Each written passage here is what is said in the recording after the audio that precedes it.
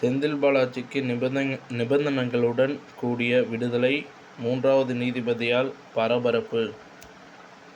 இந்த மாதிரி தினம் தினம் வெளியாகக்கூடிய அரசியல் சார்ந்த உண்மை தகவல்களை நம்ம சேனலில் பார்க்கணுன்னு ஆசைப்பட்டீங்கன்னா, நம்ம சேனலை சப்ஸ்கிரைப் பண்ணி பெல் ஐக்கானை கிளிக் பண்ணி வச்சுக்கோங்க. நம்ம சேனலில் வர அப்டேட்ஸ் எல்லாமே மிஸ் பண்ணாமல் இருக்க இது ரொம்ப ரொம்ப உதவிகரமாக இருக்குங்க.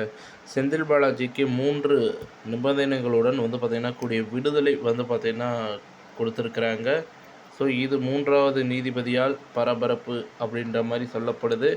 செந்தில் பாலாஜி அதிமுக கட்சியில் இருந்த பொழுது அரசு வேலை வாங்கி தருவதாக மோசடி செய்த வழக்கில் அமலாக்கத்துறை தற்பொழுது தீவிரம் காட்டி வருகிறது. அந்த வகையில் அவரை கைது செய்யும் நடவடிக்கைகள் போது திடீரென நெஞ்சுவலி ஏற்பட்டு மருத்துவமனையில் அனுமதிக்கப்பட்டார். மேற்கொண்டு அவர் நீதிமன்ற காவலில் வைக்கவும் உத்தரவு பிறப்பிக்கப்பட்டது. இவ்வாறு பார்த்திங்கன்னா சட்டத்திற்கு புறம்பாக கைது நடவடிக்கை மேற்கொள்ளப்பட்டதாக செந்தில் பாலாஜி மனைவி உச்சநீதிமன்றத்தில் ஆட்கொணர்வு மனு தாக்கல் செஞ்சுருக்காங்க. இந்த ஆட்கொணர்வு மனுவானது 2 நீதிபதிகள் தலைமையில் அமர்வு நீதிபதிக்கு வந்தது. ஆனால் இந்த வழக்கின் தீர்ப்பானது 2 மாறுபட்ட கருத்துக்களாகவே பார்த்திங்கன்னா வெளியிட்டிருந்தாங்க. அது மட்டும் இல்லாமல் ஒரு நீதிபதியானவர் சட்டத்திற்கு புறம்பாக கைது செய்யப்பட்டது தவறும் என்றும், மருத்துவமனையின் சிகிச்சை பெறும் காலத்தை விசாரணை காலமாக கருதுவது அமலாக்கத்துறைக்கு எந்த ஒரு அதிகாரமும் இல்லை என கூறி உத்தரவிட்டாங்க. ஸோ இதுவே பார்த்திங்கன்னா மற்றொரு நீதிபதி நீதிமன்ற காவலில் வைத்து தான் செந்தில் பாலாஜிக்கு சிகிச்சை அளிக்கப்பட்டு வருகிறது என்ற கருத்து மிகவும் தவறு. அவர் உடல்நிலை சீராக அதற்கென்று தனியான நாட்கள் ஒதுக்கப்பட்டிருக்கிறது.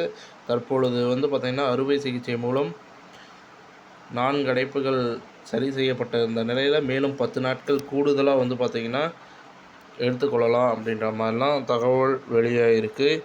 ஸோ செந்தில் பாலாஜி கட்டாயம் நீதிமன்ற காவலின் அடிப்படையில் தான் சிகிச்சை பெற வேண்டும் என உத்தரவிட்டனர். இவ்வாறு நீதிபதிகள் மாறுபட்ட கருத்தால் தற்போது 3வது நீதிபதியை நாடியுள்ளனர்.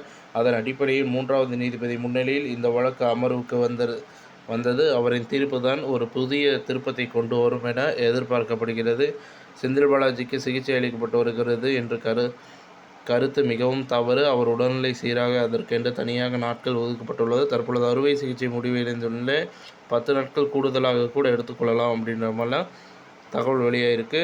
ஸோ இந்த வகையில் 3வது நீதிபதியானவர் அமலாக்கத்துறை சட்டத்திற்கு புறம்பாக தான் கைது செய்துள்ளது. எனவே தற்பொழுது மருத்துவமனையில் இருக்கும் பொழுது விசாரணை செய்ய எந்த ஒரு அதிகாரமும் இல்லை என உத்தரவிட்டால் மேற்கொண்டு மேல்முறையீடு வழக்கு போடப்படும் என கூறியிருக்கிறாங்க.